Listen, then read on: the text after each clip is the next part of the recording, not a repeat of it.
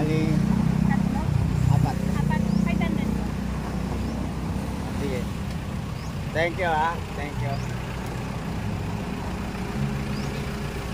Ayun, bumili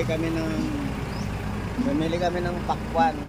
May tinapay na rin po na binili habang bago magpabunot. Mahirap po kasi na mag-grocery, mamili sa sari-sari store, lalo na't mabigat po ang dadalhin, hindi na po pwedeng magbuhat kapag binunutan po ng ngipin, marami pong bawal.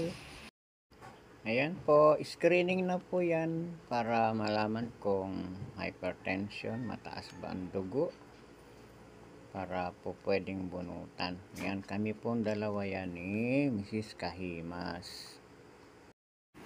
Tagpo ng napakahirap na karanasan sa pagpapabunot ng ngipin. Ang mga unang araw ay ito ang nangyayari. Lugaw lang tayo, ma.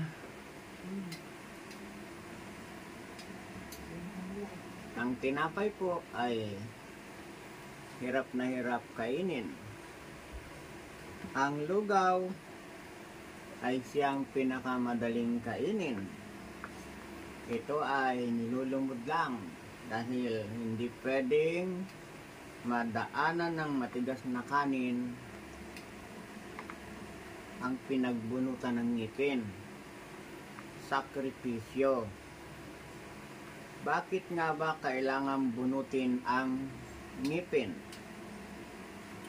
Una po, yung sa aking konklusyon lang, napakahirap po ng may ngipin na meron ng bukbok.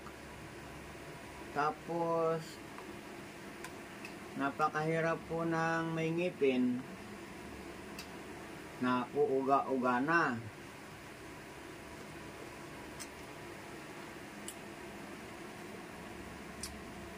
Nako, hindi na ako nakapagsabi sa inyo. Kumain na ako. Itong isang ganitong lugaw po na simpleng-simpleng luto ng lugaw,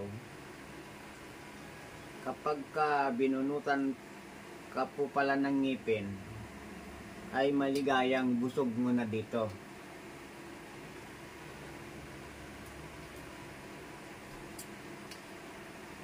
At ang nangyayari po ay kayang-kaya mo palang kumain ng mahinhin. Yung susubo ka lang ay dahil mo pa yung teenager na kaharapang boyfriend.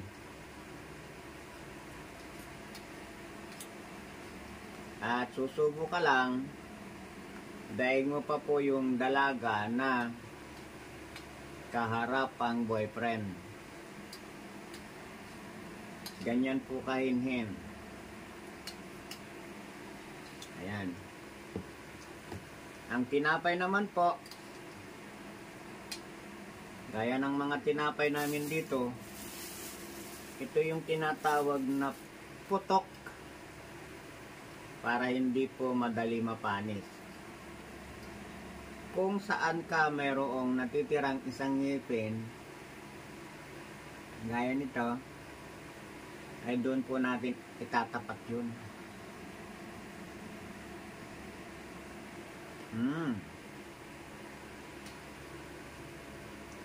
At hintayin pong mababad. Gaya nito.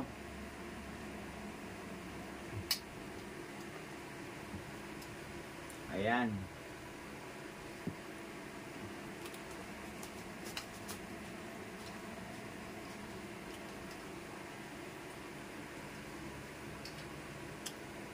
Mas swerte po yung mga binubunutan ng ngipin na hindi madugo yung pagbunot ng ngipin. Ang iba po ay madugo, kaya gaano kaya katagal bago maubos yung mga nasisirang ngipin. at mga umuuga ng ngipin. At pagdating po kaya ng may postiso na,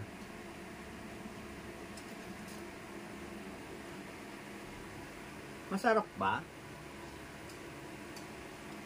Kayo po mga nakaranas na nagpapustiso ng ngipin, masarap po ba na pustiso na ang inyong ngipin?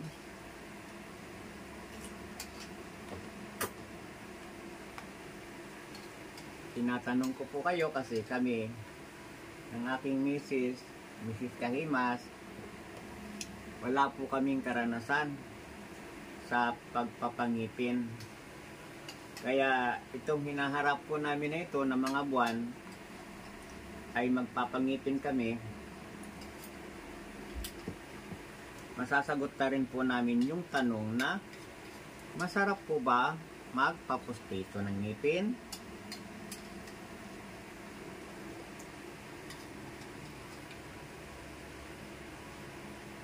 Totoo ba yung sinasabi nila na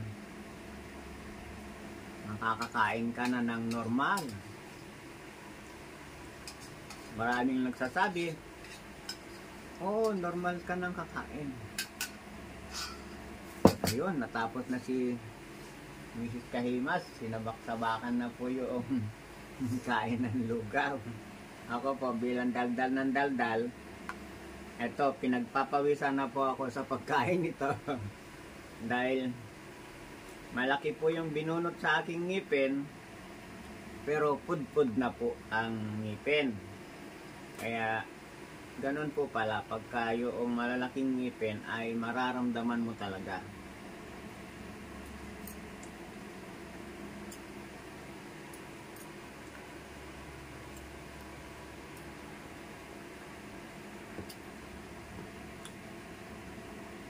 Gaano ba naiingatan ng ngipin? Ang ngipin po ay una sa pinakamalaking pag-iingat ay yung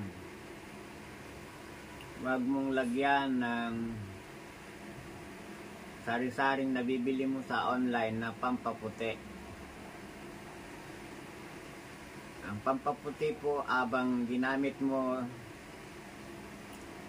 ay yung oras na yon ay makikita mo lahat, iluluwa mo yung mga maitim. Pagdating po ng 3 buwan, bigla na pong iitim yan. Sama-sama silang lahat iitim. Kung hindi man po iitim, ay sama-sama silang lahat nagigilaw.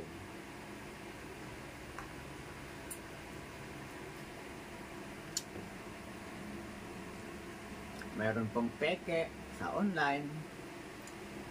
Meron naman pong hindi. Ganito po lagi ang tagpo namin sa tuwing kakain.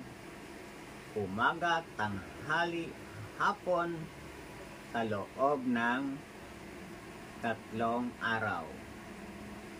Iniingatan po na huwag masaling yung pinagbunutan ng ngipin para totally po ay gumaling.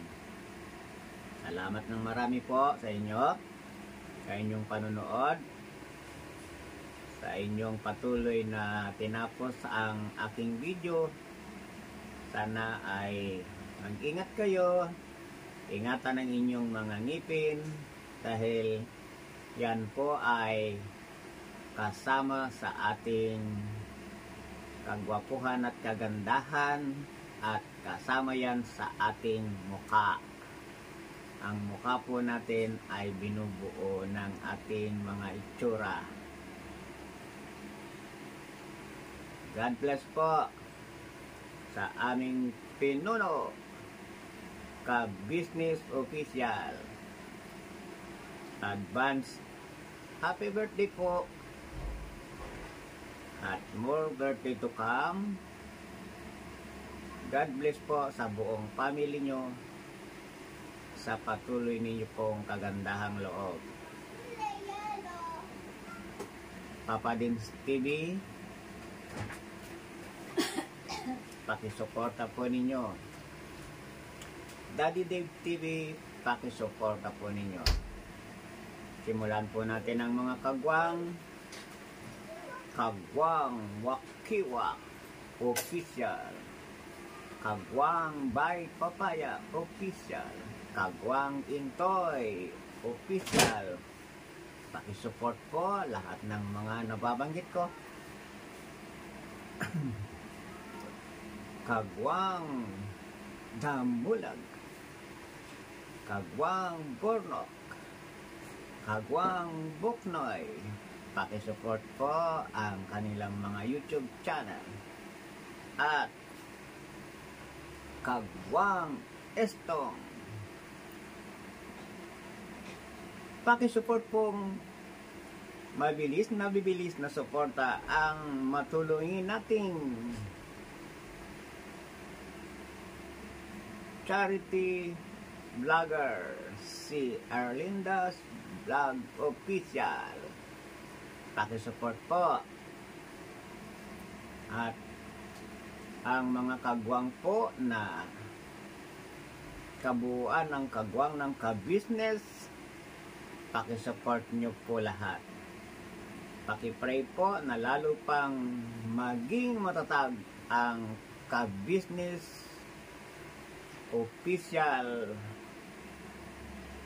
dahilan sa kanilang mga pagtulong at lahat ng kanilang ginagawang paglingap. Salamat po ng napakarami sa inyo. Ang munting hiling po ni Kahimas TV, pakisupport po palagi at paki-subscribe. At isasama ko po kayong lahat sa aking pray, panalangin sa bawat sandali. Bye-bye po, Kahimas family. Nagkasabing mag-ingat kayo sa bawat sandali. Bye-bye po.